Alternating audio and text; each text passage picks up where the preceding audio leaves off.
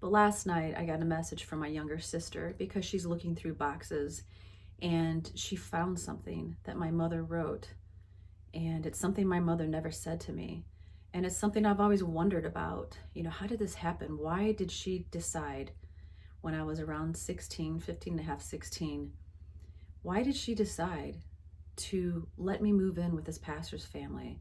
Why didn't she fight for me more? Why didn't she leave this man who she knew was a pedophile?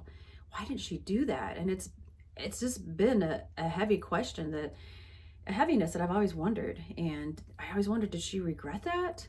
I mean, she apologized, but it wasn't these deep conversations or anything that I had with her.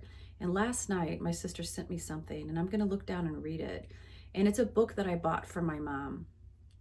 And I gave it to her many years ago.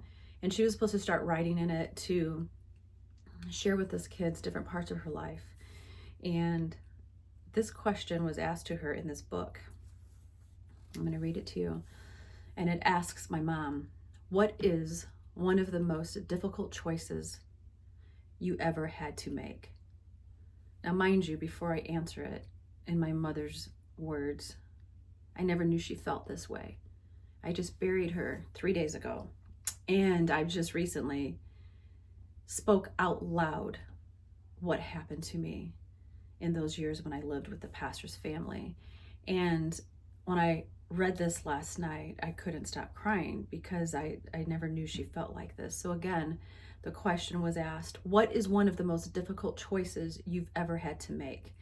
And my mother's words are, I think allowing my daughter to stay with other people and did not know how to change the situation. The next question was, who would or would you make the same choice again? And my mother answered by saying, no, not at all, with 2 exclamation points. So here I am this week, still mourning my mother's loss with lots of emotions wrapped into it, sharing with the world really what happened to me for the first time ever, just a few short months ago. And a lot of what happened to me had to do with my mother's choices and other people's, of course. And she passes, and I felt like I honored my mom's life. I really do. And due to the ability and really the choice to forgive her, I was able to care for her in her last few years of life, even though I never felt cared for.